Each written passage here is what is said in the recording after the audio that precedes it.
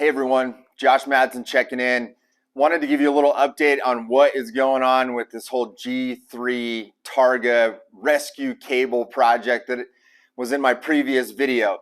So I absolutely did my best. I want you to know that to help this section of the community out that for so long as we've had Freeheel Life here since 2014, people always were saying, we need Targa cables, we need Targa cables. And so if you watch the previous video, basically under the Bluebird Day Gear banner, we were going to produce an aftermarket cable if this pre-order happened. So it did not. And I want to kind of use this as an opportunity to kind of chat about a few things I learned through this process. I thought things that I think are interesting, and basically just kind of go over that, do a quick debrief on it, maybe use it as something so all of us out there can understand it better. I can understand it better as a brand, as someone who retails product, and you out there can understand it better as a customer and a consumer and a user of these things. So the very first thing I thought was so interesting about this, from my perspective, is the demand, at least from what I could see, was way, way, way lower than it was made out to be, you know? And maybe it was just the buildup over time. I'm thinking, man, there's millions of people out there that want this thing, you know? But, you know, that's part of why I wanted to do it as a pre-order, is just sort of to see the demand, to see what people needed, see if it was even a thing. And I think that was the very first thing that I could tell over the course of that 5-6 days that we did the pre-order, is all of our efforts to outreach to our network of people and seeing it spread online. And thanks to all of you out there that were sharing it with friends and fellow Telemark skiers. But really, in the end of the day, the demand was not even there. Not at least from what I could see from the numbers that we had. So I think the second thing I wanted to bring up is, I think this is a great lesson to understand that we really need to support companies within Telemark. If anybody listens to my podcast or listens to sort of the idea behind Freeheel Life as a brand and as a company, is we really want people to understand that if you want more Telemark product, you have to support brands that understand you as a customer, as a skier, as a Telemark skier specifically, and you got to support. And all of the people that put orders in, pre-orders, thank you so much. This is more directed, I think, at a lot of the other folks out there. I hear a lot of chatter out there about, we don't have this and we don't have that and I need this.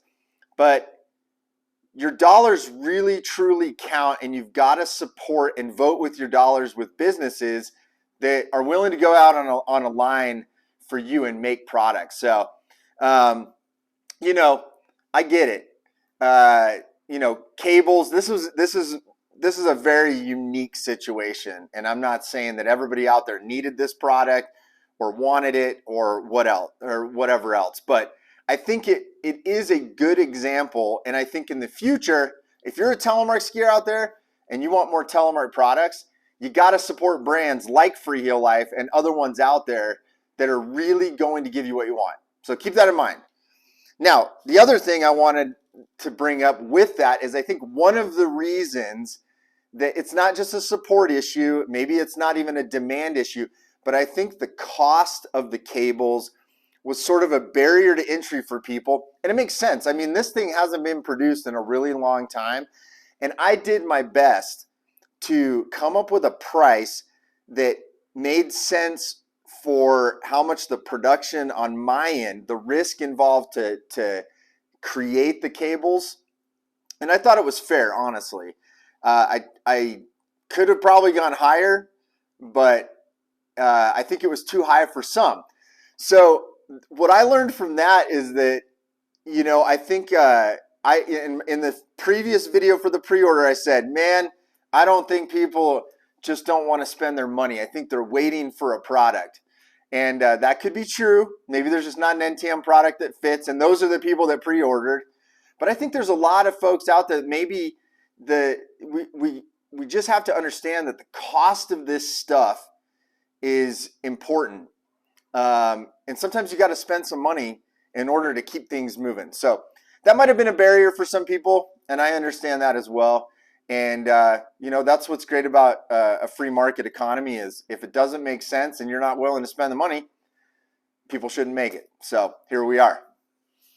Anyways, what does this mean for target users in the future? My personal take on this is the target is probably officially dead. And it's not because I think it's a poor binding, and I still think we need to look into the future.